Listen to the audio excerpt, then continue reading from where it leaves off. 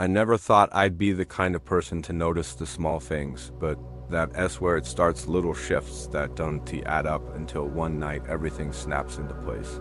I've told this a few times, always the same way, because changing details feels like cheating. It happened 2 years ago in an apartment building that looked like every other place I'd ever lived. Beige carpet, thin walls, fluorescent hallways that hummed at night. A kind of building where everyone keeps to themselves and you only know your neighbors by the muffled television shows and occasional elevator conversations. My bedroom faced the alley. Not a nice alley, just a narrow strip between our building and the next one over, where people left old boxes and sometimes a dented shopping cart. From my window, I could see a small section of the back porch of the building across the way, and from that porch, a single tarnished light bulb spilled orange onto the stairs. That light bulb buzzed in a way that made the air feel heavier after midnight. I put up with it because the rent was cheap and because I liked the quiet during the day. The first thing I noticed was the sound. A tiny, insistent shuffling that started sometime after 2 in the morning and stopped before dawn. It was faint enough that I could have called it a mouse or the building settling. It came from that porch across the way. For days I ignored it, assumed someone had odd hours, someone pacing in insomnia, a drunk neighbor smoking and moving boxes around. I'm not accusing anyone, I just listened. It became part of my nights, like the wind or the heater clicking. A background thread that made sleeping slightly worse, but not unbearable. I started timing it. That sounds ridiculous, but once you pay attention, you want to make sense of the noise. It always started around 2:14 a.m., give or take a minute. Lasted somewhere between 7 and 12 minutes. The rhythm wasn't steady. It was more like deliberate small movements, footsteps, a soft drag, maybe the sound of fabric against wood. Afterwards, there would be a silence that felt too complete, like someone had leaned in and pressed a hand over the world. One night, maybe a weekend, I woke up and the sound was closer. Closer in the alley, and now there was a second sound layered with it, soft, like the scraping of a chair leg on concrete. I lay on my back and watched the light on the ceiling fan move as the air conditioner cycled, and I tried to remind myself how easy it is to make a noise in an old building. But when I glanced at the window, the porch light was off. That bulb never ever turned off. I expected to see it glowing orange across the way, but instead the porch steps were black, nothing but silhouette. The shuffling kept going. I slid the window up enough to stick my head out and listen. The alley smelled like rain that hadn't yet fallen, metal, damp cardboard, the faint smell of bleach from someone cleaning. No one had seen me. The shuffling came from the far side of the alley, beyond the reach of the porch light. I considered calling the police and telling myself I'd been ridiculous, but the sound wasn't urgent. It was deliberate, like something taking its time. When you hear something like that, you don't want to have someone ask you later what you did about it and feel like a liar. So I opened the window a little more and sat on the sill. I watched the faint glow of the streetlight at the end of the alley, the way it pooled on the cracked asphalt, and I counted minutes. The shuffling stopped at 2:24, complete silence. The kind that makes your ears pop because they expect the next thing and it never comes. I closed the window and went back to bed. Over the next month, I started keeping lights on in the apartment, not all night, but at least by the time the clock moved past midnight. I told myself it was a superstition, but the habit stuck. The building was full of people, but you couldn't hear anyone living their lives through the walls, only the occasional television laugh track, a sink dropping a dish, the clench of a radiator. The alley sound remained the oddest part of the night, the thing that had no explanation. Then, one morning, the mailman across the hall knocked on my door at 7:30. He looked as tired as I felt. He held a white envelope with my name on it. No stamp, no return address. I didn't recognize the handwriting. Inside there was a single index card and nothing else. On it, written in black ink, were 3 words, "We heard you." My first reaction was anger, someone playing a prank. My second was confusion. My third was that old small voice of dread that says the world just got narrower. I thought about throwing the card away, filing it under junk, but I kept it on the kitchen counter and stared at it all day. By evening, I had slid it into a drawer because I thought staring at it made it larger, like looking at a bruise until it swelled. That night, the sound came earlier. 1:58 a.m., a full 16 minutes early. I lay awake imagining someone reading the card and deciding they could show me that they had access to the alley to my building. The shuffling moved as before, then paused, then started again like a conversation without words. At 2:14 it stopped. The silence after that ran long, like the quiet after a stadium goes silent and everyone holds their breath because something is about to happen. At exactly 2:22 I heard the faint rattle of glass. Not a smash more like a soft clink against the window ledge across the alley. Something small, then the rustle of paper. Then, impossibly, a whisper so low I couldn't make out the words. It felt close enough that I could have leaned out and heard it. I kept my head in the pillows and pretended I was asleep. After a while, the whisper faded, and the porch light across the way clicked back on, humming like a throat clearing. The next day, I went down to the leasing office and asked if anyone had been letting themselves into other people's mailboxes. The woman behind the counter looked at me with a practiced smile and said no, nothing like that had been reported. She was gently skeptical, as if people like me made up worry for the telling. I showed her the card. Her smile didn't change. She wrote down the word disturbance and told me to call the non-emergency line if it continued. She didn't ask if I was okay. About a week after the card, I started finding small things shifted in my apartment. A book that had been face down on the coffee table was face up. A mug I had left in the sink was now balanced on the windowsill. Nothing valuable. Nothing that screamed theft. Just ... personal nudges. I stopped coming home early, started staying later at work, because being out of the dark felt safer. During the day, the building felt normal. People nodding, microphones of conversation in the elevator, kids sometimes leaving tiny shoe prints by the laundry room. At night, the world shrank to the alley and the porch light and the things that moved in that dark. One night, this is the part that doesn't make sense and probably never will, I woke up to the smell of cigarette smoke inside my bedroom. I don't smoke. My windows were closed. The smell was thin and old, like smoke that had been hanging around for months and finally found a way in. I sat up and the clock read 2:12. The shuffling was outside. The porch light flicked and died, then came back on with that steady hum. The smoking smell thickened, like someone had stood at the foot of my bed for a moment and inhaled through the open window. I'm not proud of what I did next, but most people don't know how they behave until they in a situation. I slid my door open and stepped into the hallway in my socks. The building was colder than my apartment, the kind of cold that pulls moisture from the air. My neighbor's door was cracked. A television drone came through it.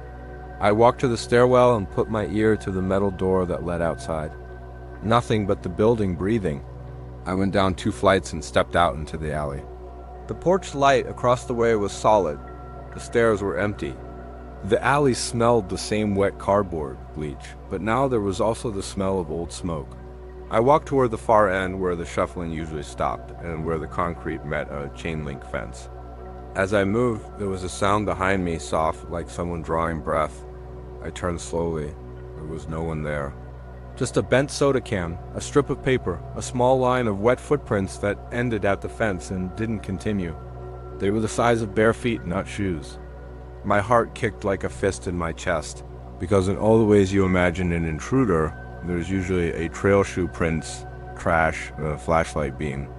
But these prints were deliberate and stopped as if whatever made them had been lifted out of the world. I left. I didn't call anyone.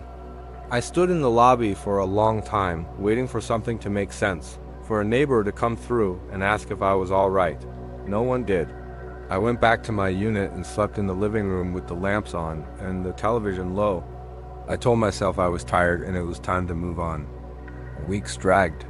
The noises kept up on their schedule, always around 2:14, sometimes a bit before, sometimes a bit after.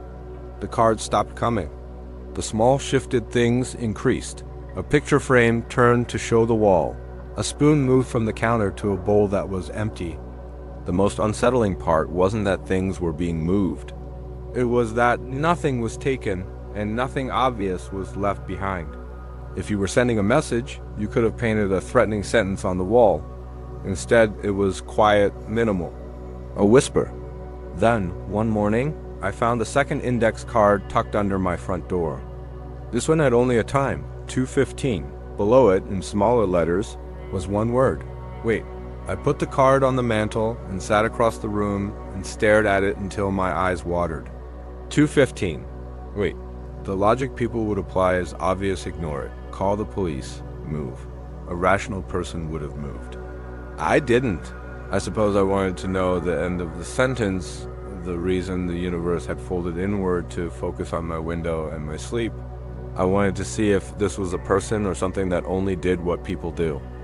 That night I turned off every light, pulled the curtains back a little, and set my phone on record. I told myself I was being careful, that if I had evidence I could prove someone was messing with me. I waited. 2:14 came and went. The shuffling began, right on time. The whispering came, and the porch light across the way flickered twice and hummed. My phone camera was set to point at the window. The record light glowed. At 2:15, right on the dot, there was no sound from the alley. Instead, a soft thump against my front door. Not a knock more, like someone leaning their palm against the wood and pressing. It lasted for a moment, then another, like a heartbeat. The sound was so soft it could have been nothing. I kept the phone under the blanket and kept breathing. The third thump was different. It wasn't quite on the door. It was on the inside of the door.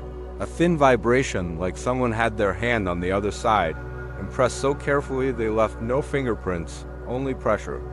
Then, from somewhere very close, very low, I heard a voice say one word. It didn't come from the alley or the stairwell. It came from within the apartment, as if the walls had learned new mouths. Hello, I froze.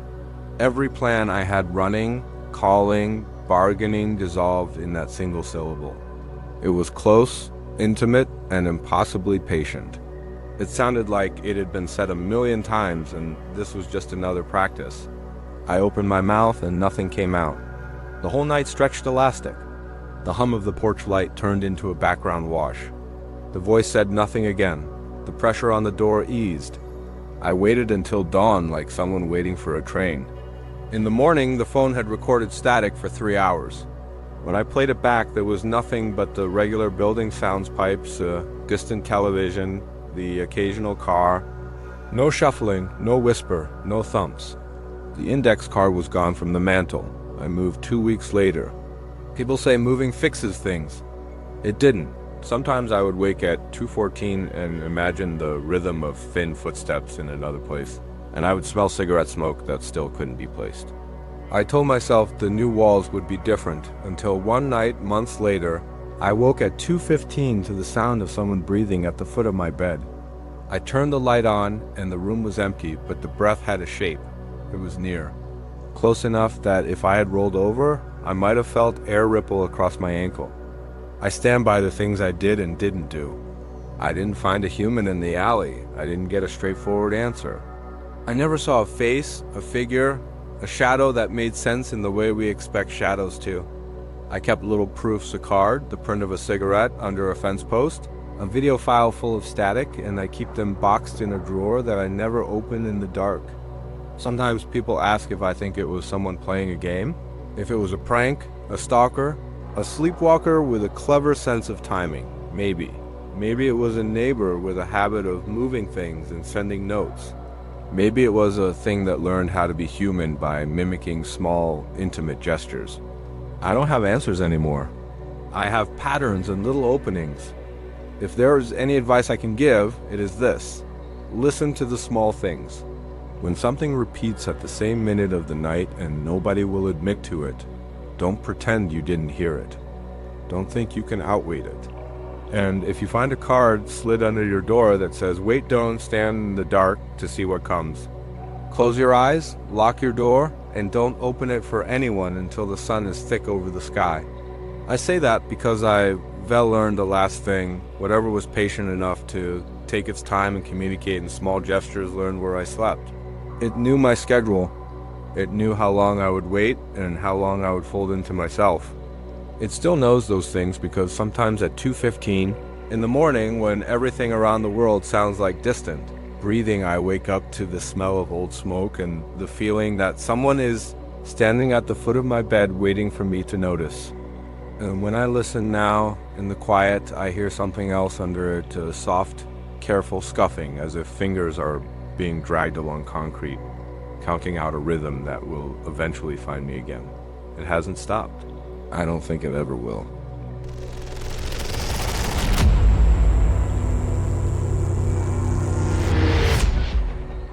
Her moved into the apartment in late October. It was the kind of place that looks better online than it does in person. Small, cheap, but in a decent neighborhood. The building was old, the kind where the pipes rattle at odd hours in the floorboards, creak in the stairwell like someone walking just out of sight. I took it because I needed a place and because the landlord was relaxed and didn't ask too many questions. The first week was just settling in. I worked from home, so most days were the same. Wake up, make coffee, sit at my desk, look at the street through the blinds. The neighbors were quiet. There was an older woman on the second floor who kept potted plants on her windowsill, and a couple that argued very softly at 3 in the morning sometimes. Nothing strange, really, just the small noises of other lives, the kind you get used to. What I noticed first were the knocks. They started about 10 days in. It was late, around midnight, when I heard them, 3 soft knocks, spaced out, like someone tapping a cane against wood. I froze. The sound came from the wall by the living room. My first thought was pipes. Old buildings do things like that. I told myself it was nothing. Then, a minute later, 3 knocks again. Same cadence. Not pipes. I got up and pressed my ear to the wall. Silence, aside from the faint hum of the refrigerator downstairs. I opened the window and listened for footsteps in the stairwell. Nothing. The knocks didn't come again that night. The next morning, I half expected to find a note or a companionable neighbor at my door. There was nothing. I mentioned it to a coworker jokingly, and they said old buildings have quirks. I let it go. But the knocks started happening more often. Sometimes midday, soft and brief. Sometimes right when I was falling asleep. Always 3. Not loud, not trying to break anything, just there, deliberate as a metronome. I started keeping a little notebook by my bed. I wrote the times down. It felt silly, but it also felt like collecting evidence that I wasn't losing my mind. The pattern was inconsistent, but the knocks came at least once every couple of days. When I began to expect them, the expectation was worse than the sound. You wait for a knock that might not come, and in that waiting your imagination builds small, sharp things. A week after the first knock, I found a hair on my kitchen counter.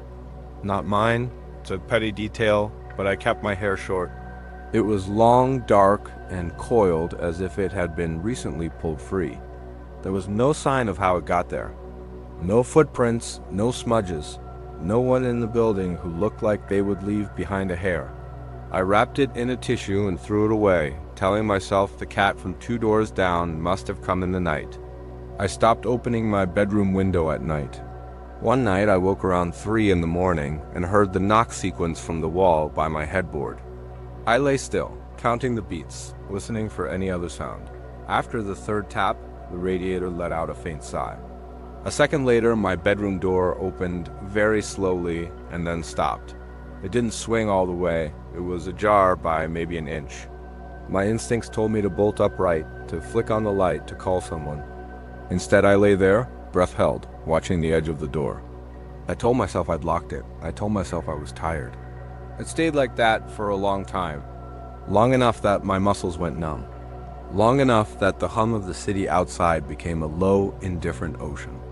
Eventually, without thinking much about why, I pushed myself up, inched to the door, and closed it with the quietest motion I could manage. The apartment smelled like dust and coffee. Nothing else. No one had been in the room. I started hearing other small things. Faint footsteps in the hall outside my apartment that stopped when I looked through the peephole. The soft creak of the radiator, like someone breathing. Once, while washing dishes, I noticed the kitchen chair had been moved an inch to the left. Not a big distance, not a purposeful rearrangement. Just a little nudge as if someone had sat and then left. Little things that in themselves meant nothing, but together they made a net I couldn't see through. I called the landlord to ask if anyone else had complained. He said no, but he was oddly casual about it. Too casual. Old buildings, he said. They talk. That night, the knocks came 4 times in a row instead of 3, and I realized I had been counting wrong all along. It wasn't 3, it was a rhythm I couldn't translate. My notebook ended up covered in small, jagged marks where I had tried to write numbers and failed. One afternoon, I came back from grocery shopping and found my mail slot open. The mail itself was fine, bills and a coupon, nothing strange. But when I picked up the coupon, there was a thin smear of something dark on the inside flap. Not blood, I checked. More like coffee, but older, like the stain had been there for a while. My hands went cold. The neighbor with the potted plants was out on her stoop watering something. She looked up and smiled, said hello in that way old women do, like a soundless permission to the world that everything was all right. I didn't say anything. I walked inside and locked the door. Sleep became a fragile currency. I woke at odd hours with the eerie feeling of being watched from the corners of the room that light couldn't reach. The simplest noise made me flinch. My phone battery died twice in the night, both times around the hour the knocks often came. Once I woke to the smell of cigarettes in my living room. I don't smoke, and no one in the building did. There were no ashtrays, no butts, just the smell. It lingered like a guest who had left without saying goodbye. The worst thing happened about 3 weeks after I moved in.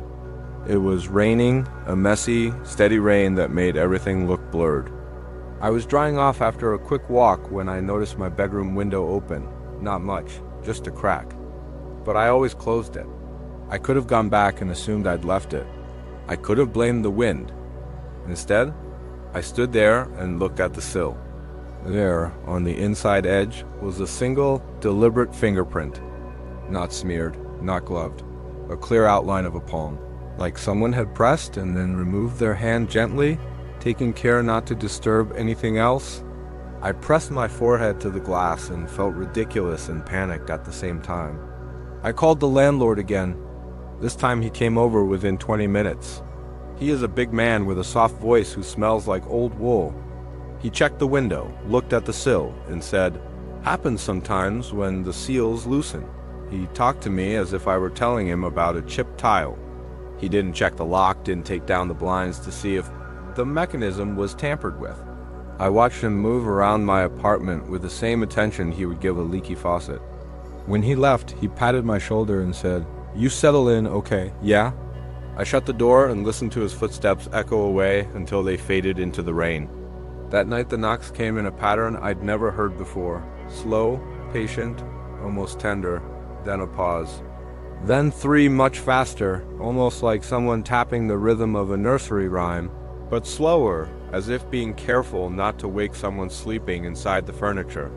I slept with the lights on and woke sweating at dawn, feeling like I'd been listening to someone breathing in the walls for hours. The days after that got smaller. I stopped inviting friends over. I started double-checking locks as a ritual, front door, deadbolt, windows, peephole. I began to talk out loud sometimes, to hear my own voice in the apartment, to remind myself I was real and not part of some story I couldn't remember the beginning of. I would say my name, the date, the time, like someone marking a map. One evening, during a thunderstorm, my power flickered and went out for a few seconds. The building hummed to silence. In that brief total dark, I felt something shift in the apartment. Not a physical motion, but a change in the way air filled the room, like someone had walked through a curtain. When the lights came back on, my living room chair had been moved an entire foot from where I always left it. Not a casual repositioning. It was angled toward the hallway, facing the closed apartment door. I sat on the couch and stared at it until my gaze blurred. I didn't sleep that night. Instead, around 3 a.m., I picked up my phone and recorded voice notes. Not to save anything, just to hear a human voice in that house that no longer felt like it belonged only to me. The knocks came. They were close, this time, from inside my bedroom wall. I held the phone to my lips and whispered, "Stop," because that seemed like the only thing that made sense. The knocks paused. Then, very softly, as if through a bunch of paper, came a sound that wasn't a knock at all. It was a shuffle, a breath, a low, almost inaudible keening that matched nothing I've ever heard. I don't know how long I sat there. Morning spilled in, pale and reluctant. The air felt tired. On my kitchen counter, sitting where I'd left it the night before, was a single sticky note. Handwritten in small, careful letters were 3 words: "We were watching." There was no signature, no explanation. I recorded another voice memo and then deleted it. I called my sister and told her I was moving out. She laughed and said, "You're being dramatic." But within a week, she had driven up and helped me pack. She said the building felt cold when she walked in. She said the stairwell smelled faintly of smoke, but not like cigarettes, like something older. She helped me carry boxes down the stairs without complaint. We didn't say much on the walk to the car. On my last night, I slept at a friend's place. I left the apartment as it was, lamps on, door locked. The landlord texted the next day to ask if everything was okay. I told him I found another place. He asked if I needed help with anything. I didn't respond. It's been months. The new place is brighter, less haunted by small noises. I can sleep through the street noise and the neighbors' late-night dishes. Sometimes I still wake for no reason and feel like I've left something unfinished. I dream in fragments, a handprint on glass, a chair angled toward a door, 3 soft knocks at the same hour I used to hear them. I tell myself these are memories. I tell myself I'm safe. Last week I drove by the building. I didn't stop. From the street I could see the second floor window with the plants, the potted woman watering as if nothing had happened. The mailbox was full. The world moved on. A day later I found an email in my inbox. No subject, no sender name. Just one line in the body: "You left the light on." I deleted it. Then I sat with my finger hovering over the trash icon for a long time. I haven't told anyone that little detail because it would mean admitting something else. That the light in the photo attached to the email, there was a photo, was of my old apartment, and that the lamp in the living room was exactly where I'd left it, and that in the window behind it something was moving slow and deliberate like a hand, pressing against the glass from the inside. I don't know who wrote that email. I do know how they took the picture and why they knew I had moved or that I forget to turn off lamps sometimes. I haven't gone back. I don't plan to. But sometimes at night when a neighbor's radio plays a song with a steady beat, I can almost hear it. 3 soft taps, spacing out across the wall like someone in the next room marking time. I close my eyes and count with them. The cadence never fits into anything I can name. If you ever hear 3 soft knocks where there shouldn't be any, don't be quick to call it pipes. Don't be quick to move on. Some noises are small on purpose. They want you to grow used to them. They want you to think they'll stop. They don't always tell you which way the door will open.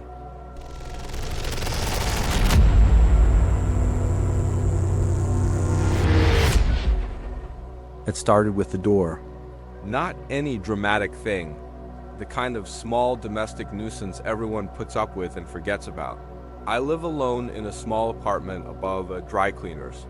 My building is old and smells faintly of detergent and winter coats. The door to my unit has a warped frame. In winter, it sticks on the bottom. In summer, it breathes like a tired animal. One night, after I'd been asleep, my door opened a little. I remember the way the hallway looked under the lamplight through the peephole. Quiet, a sliver of shadow against the stairwell. I checked because that's what you do, the small defensive rituals of living alone. I pressed my ear to the door because you hear things through wood that you don't through walls. There was a faint creak, like paper moving, nothing else. I convinced myself it had been the building settling and went back to bed. Over the next week, small things happened. Nothing you could point to and declare evil, but enough to make you notice the house as if it were a living thing learning my habits. I'd wake up with my phone on the kitchen counter when I always put it on the nightstand. coffee grounds left on the counter when I'd gone to bed with the dishwasher running. My sneakers were ever so slightly closer to the door than I remembered placing them. I work nights, so my schedule is odd. That made it harder to separate my tiredness from the feeling that I was being watched. I had to get home at 2 in the morning and hear the building in its own insomnia. Pipes thudding, someone coughing 3 doors down, the landlord's radio fuzzing through paper-thin walls. Once or twice in the gap between sleep and wakefulness, I'd hear a sound that made me sit bolt upright in bed. A slow, soft footstep on the landing outside my door, then a matched silence as if whoever had stepped there was, waiting to see if I noticed. I started leaving the hallway light on. I kept a baseball bat next to the door like a joke because the idea of anything sinister felt ridiculous, and a little romantic in the way old horror stories are romantic. Except this wasn't a story.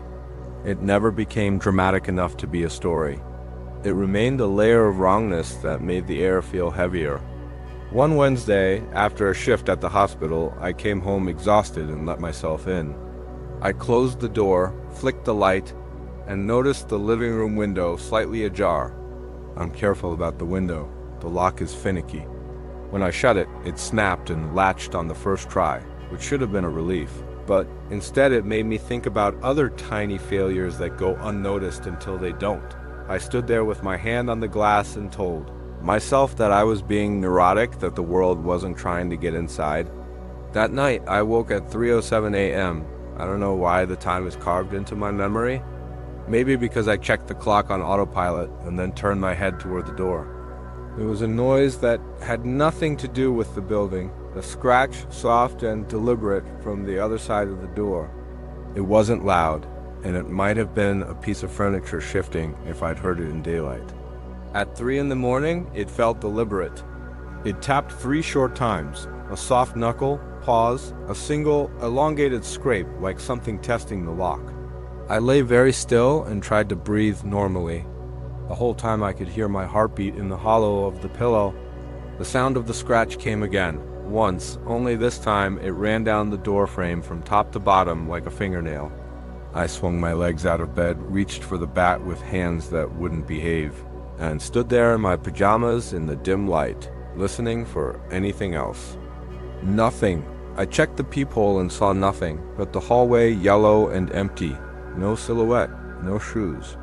I told myself to call the police. That would be the rational thing to do. But who would I tell them? Someone scratched my door. What would they do? It was late. They would tell me to call back if it happened again. So I went back to bed and left the light on. Over the next few days, the scratches multiplied in their small, consequential ways. My mail was shuffled in the box. A small jacket of mine was left on the arm of the living room chair that I never leave out. The handle on the inside of the door would be warm sometimes, like someone had grabbed it recently. Each thing could have a logical explanation: the dry cleaner's employee dropping by, a neighbor borrowing something, me leaving things in distracted moments until my camera failed. I had one of those small, motion-activated cameras I used to point at the living room when I went on trips. I set it in the doorway facing the hall one night, battery full, motion set to high sensitivity. I thought the footage would show a raccoon, or a stray cat, or the landlord fumbling with the pipes. The next morning, the camera was face down on the floor. The case was cracked.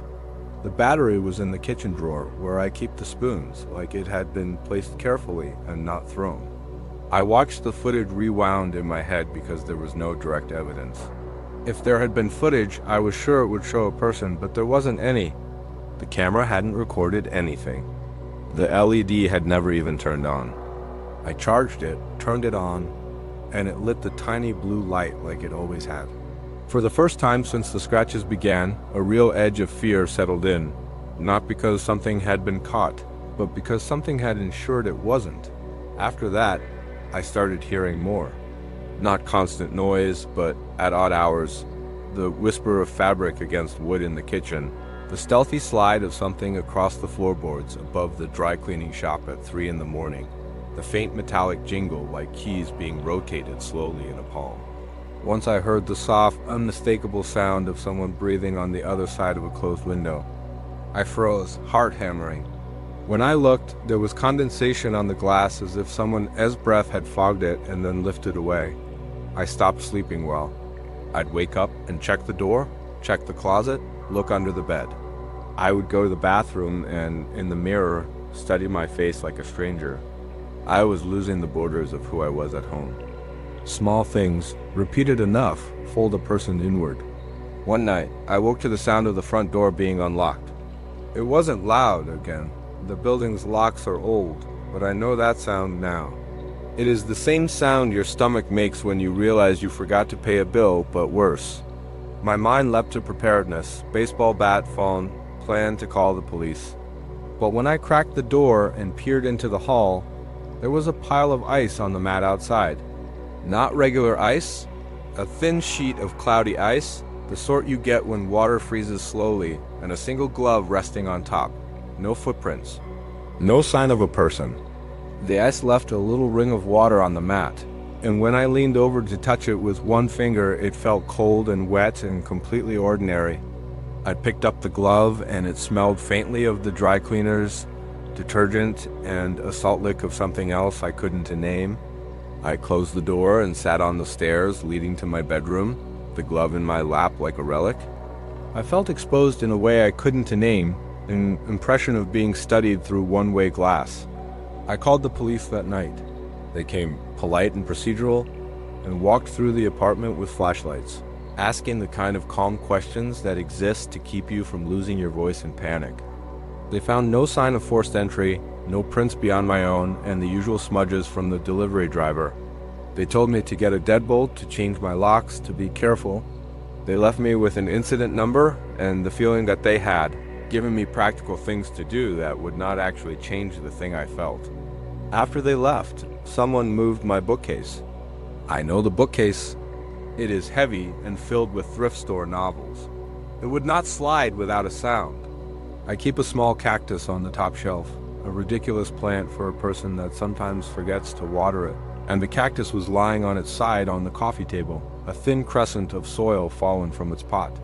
There were no drag marks on the floor, no fingerprints, and yet the bookcase was an inch farther from the wall than I remembered. I tested every explanation I could invent. The house settling, a rat, a prank, sleepwalking. Nothing fit. The scratches in the glove and the moved furniture felt purposeful in a way that made the air in the apartment thick and slow. I started to talk to my neighbor more. Mrs. Garrison lives 2 doors down and keeps to herself mostly. She said the building had been like this for years. Rumors about a squatter who used to sleep in the stairwell, about the previous tenant who talked to the walls. She told me to put garlic on the sill in a joking way, then said she'd seen shadows in the hallway at strange hours. I asked if she'd ever felt targeted. She smiled in a tired way and said, "Everyone gets watched sometimes. You learn to live with it." One night, months after the first scratches, I came home with a half-empty takeout container and the kind of exhaustion that presses you into furniture. I dropped my keys and heard them clang against the mat. When I reached for the light switch, the living room light came on before my hand touched the wall. For a second, I smiled, assuming I'd installed a motion sensor and forgotten. Then the light went off and back on 3 times, each blink timed like a slow staccato. On the 3rd blink, everything in the room, my books, the clock, the cast iron skillet on the stove, hummed with a sound like a distant radio just before it loses signal. The air smelled like ozone and soap and the tiny, distant sting of metal. I felt, suddenly, a presence about 6 feet behind me. Not a silhouette, not heat, but the sensation of another set of eyes. My hair lifted at the nape of my neck. I turned to look. On the wall across from me, someone had written, in very small, careful letters with what looked like a finger, the word "stay." It was obvious and impossible. Obvious because the handwriting was my own in slanted italics. Impossible because I could not remember writing it. I touched the letters and felt nothing, only the faint roughness of dried dust. The letters were at eye level if you stood in the doorway, but invisible when you sat on the couch, as if they'd been placed there to be noticed only when someone entered. I scrubbed the wall with a sponge until my knuckles hurt. The words stayed like salt in a seam, and when I had cleaned until my fingertips were raw, the The letters remained, paling but not gone. That night, I slept with the bat across my chest and the hallway light bright until dawn. I moved out 2 weeks later. I sold the couch for half what I'd paid. I left the cactus on the windowsill. I told myself I was making a choice, that the sensible thing was to leave before things escalated. My friends said I was brave for the decision. The landlord asked if anything in my unit had been damaged. I said no, that it was just time for a change. On the day I left, I drove the truck away with the mattress in the back and watched the building disappear in the rearview mirror. For a long while, I felt like I had stepped out of a fog, but the feeling never truly left. Small things kept happening. A couch cushion that would smell faintly of detergent when I sat on it, a dent in the door. Frame when I closed the door a certain way, the occasional late-night scratch on the wooden stair outside my new apartment. Every time I brushed it aside, I thought of the glove on the mat and the way the camera had been turned off. 3 months after I moved, I got a package addressed to me at my old address. It was a plain, unassuming box with no return label.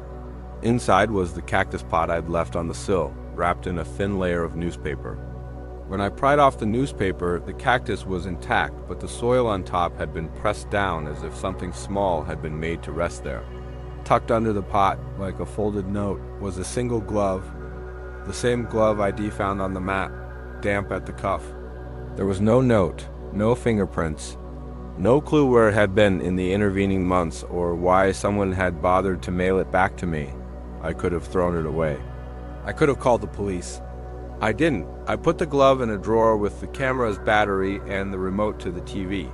Sometimes, late at night, when I'm trying not to think about the sound of the stairs outside, I pull it out and hold it up to the light. The glove is ordinary, cotton-lined with a faint patch where the thumb rubbed against something rough. When I run my fingers across that patch, I can feel a ridge in the material, like a seam raised from being pressed against a nail. There's dust on the glove that washes out in water, but a fine grit that clings like the aftertaste of a long day. Once, when I turned the glove over, I found tucked inside the lining a tiny scrap of paper folded into a sliver. On it, in my handwriting, was a single line I don't remember writing. I'm just watching. I called no one that night. I slept with every light on. Sometimes the sensation of being watched becomes a background hum the same way a refrigerator hums. You only notice it when it stops. A few weeks later, the hum stopped entirely. The crates of sound, the footfalls in the hallway, the scrape on the door, vanished from my life for months.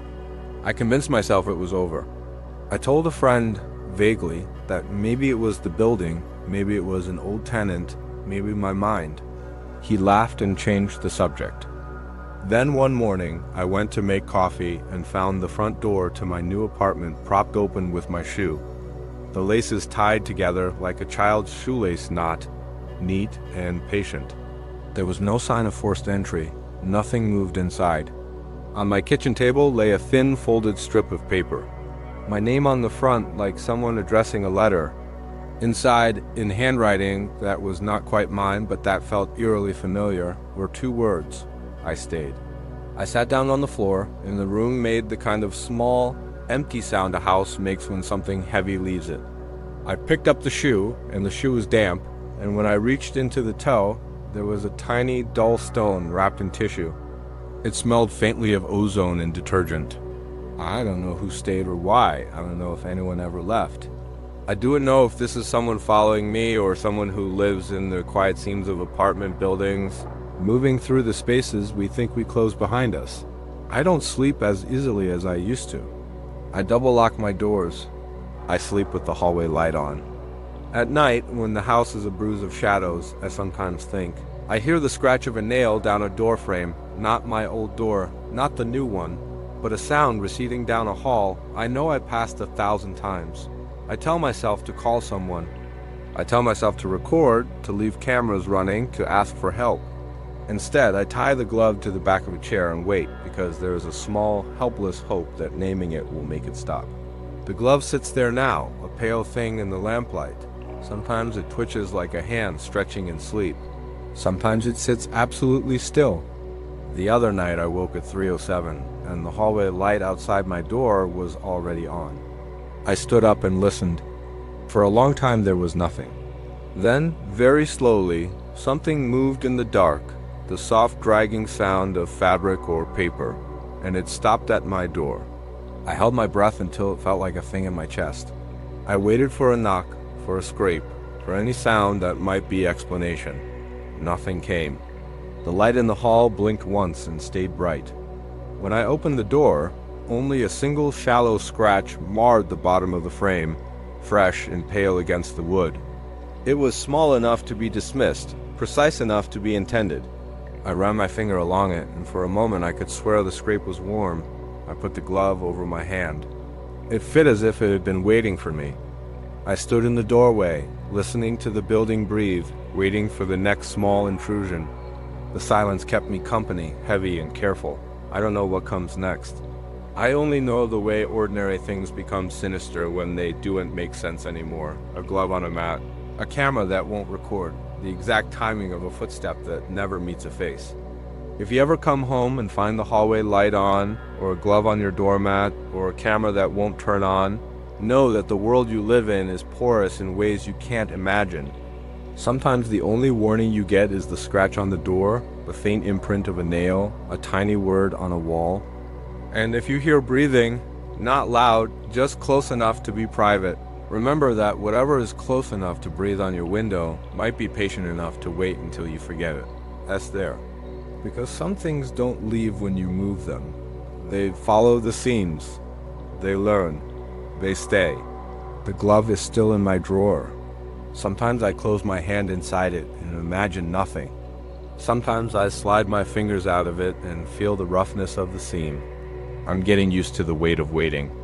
Occasionally when I wake at 3:07, I check the door and the hallway and the window and the glove, and every now and then I find a new scratch in a place I didn't even know could be scarred. If you ask me whether I'm afraid, I'd say yes, but not in the dramatic, all-consuming way horror stories tell of.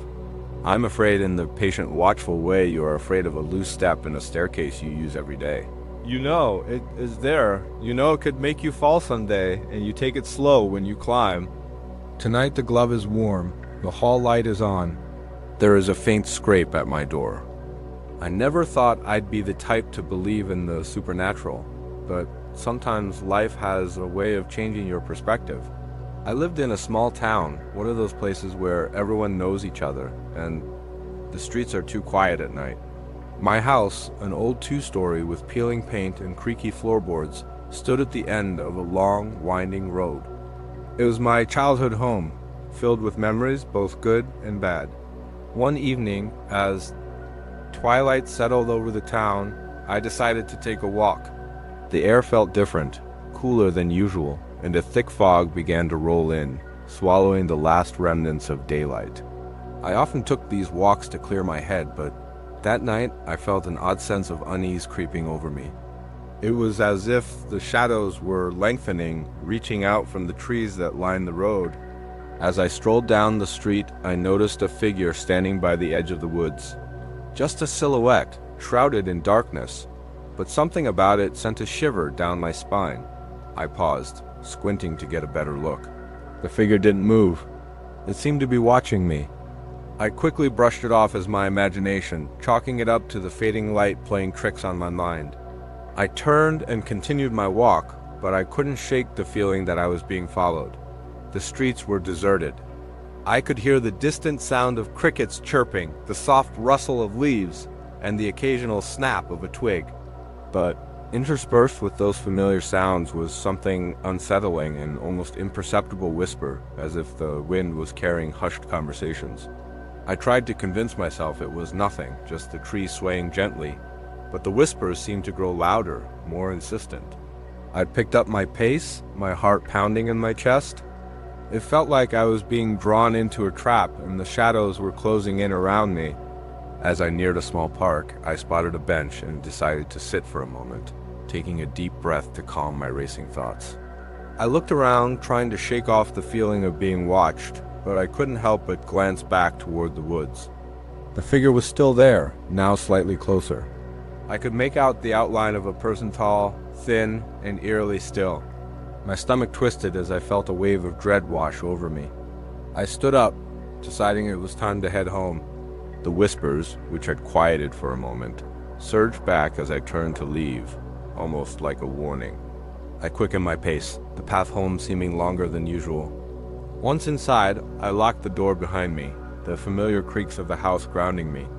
I tried to shake off the unsettling feeling, but as I moved through the darkened rooms, I couldn't shake the sense of unease. I flicked on the lights, but the glow only seemed to deepen the shadows in the corners of each room. Later that night, I settled into bed, the silence wrapping around me like a thick blanket.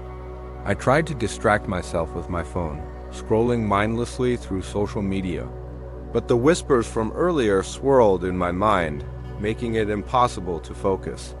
Just as I was about to drift off, a soft knock echoed from the front door. My heart raced. Who could it be at this hour? I lay still, listening intently. The knock came again, more urgent this time. I felt a mixture of fear and curiosity.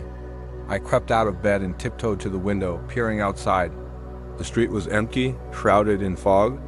Just as I was about to turn away, I caught sight of that same figure standing at the edge of my yard, just beyond the tree line. It was darker than the surrounding night, almost blending into the shadows. My breath caught in my throat. It was watching me, unmoving, and I felt a chill creep up my spine. I backed away from the window, heart hammering in my chest. I should have called the police, but I felt frozen, paralyzed by fear. I returned to my room, locking the window and pulling the curtain shut. I tried to convince myself it was just my imagination, that it was nothing more than a trick of the light. I climbed back into bed, pulling the covers tight around me, desperately trying to ignore the unease gnawing at my mind.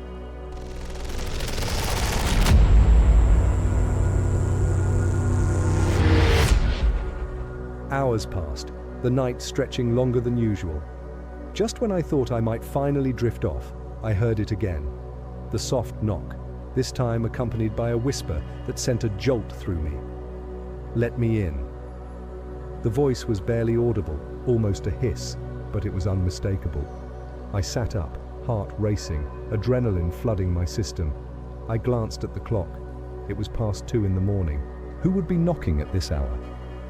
I could feel the panic rising within me. I got out of bed, my feet hitting the cold floor, and slowly made my way to the door. I stood there, breathless, and listened. The knocking came again, more insistent. "Let me in." It was the same voice, low and raspy. I could feel my pulse in my ears, the world around me fading into a blur. I wanted to shout, to demand who was there, but all that came out was silence. Then, out of nowhere, a loud crash echoed from the back of the house. Something had fallen, and my heart dropped into my stomach. I turned, instinctively heading towards the source of the sound, my mind racing with possibilities. As I approached the back door, I felt a cold draft sweep past me, and the whispering grew louder, echoing in my mind. I hesitated, hand hovering over the doorknob, the weight of what lay beyond pressing heavily on my chest. I finally mustered the courage to open the door, heart pounding wildly. The backyard was dark, the air thick with fog. I stepped outside, and the whispers stopped abruptly. In the silence, I felt the weight of eyes on me. I turned slowly, scanning the darkness for any sign of movement. Just as I was about to retreat back inside, I caught sight of that figure again, now closer than ever. It stood at the edge of the yard, just beyond the reach of the light from the house. Its face was obscured, but I could feel its gaze piercing through me. Panic surged within me, and I stumbled backward, slamming the door shut, locking it tight. I leaned against it, heart racing, breath coming in short gasps. But the whispers returned, now swirling around me, echoing in my mind. "Let me in." I wanted to scream, to call for help, but the words lodged in my throat. I felt trapped, surrounded by an invisible force. I could hear the faint rustle of leaves outside, the figure still lingering in the shadows, waiting. That night, I lay wide awake in my bed, unable to shake the feeling of dread. I could still hear the whispers, and I knew I wasn't alone. I didn't sleep at all, and when morning finally came, I was exhausted and terrified. I peeked out the window, but the yard was empty, just the remnants of the fog lingering in the morning light. I wanted to convince myself it was all a nightmare, just a trick of my mind, but deep down, I knew the truth. Days turned into weeks, and I tried to return to my normal life, but the figure never left my mind. I found myself glancing out the window, checking the shadows, waiting for the whispers to return. And they did. Sometimes at night, sometimes during the day, always just out of sight. I never saw the figure again, but it felt like it was always watching, lurking, waiting for the moment I would let my guard down. I moved away from that house, hoping to escape the fear that had taken root in my mind. But no matter where I went, I couldn't shake the feeling that it followed me. And now, as I sit here, sharing this story, I can still hear the whispers in the back of my mind. The chilling reminder that sometimes the things we fear the most are not just figments of our imagination. They are very real, hiding in the shadows, waiting for the right moment to make themselves known. So, the next time you feel that unsettling chill, when the shadows seem to stretch just a little too far, remember, you might not be alone. You might just be the next one to hear that soft, insistent whisper, "Let me in."